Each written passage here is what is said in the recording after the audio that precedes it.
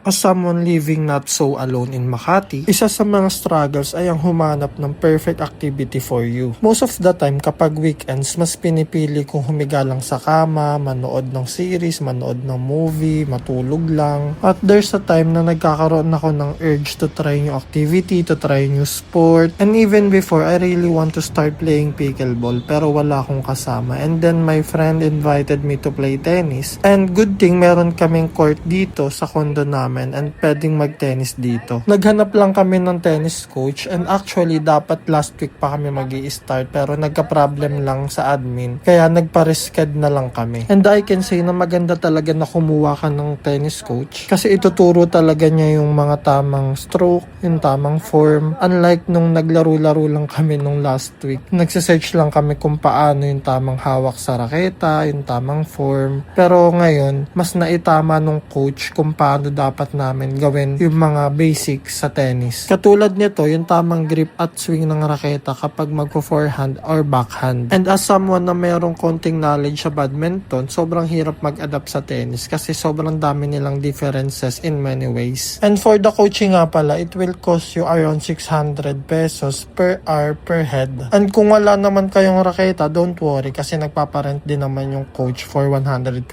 First session pa lang namin pero sobrang pagod na kami. Itong tennis is talaga matitest yung cardio mo. Naka 2 hours kami dito pero yung first 1 hour namin, kala namin naka 2 hours na kami sa sobrang pagod. Pero sobrang na-enjoy ko to kasi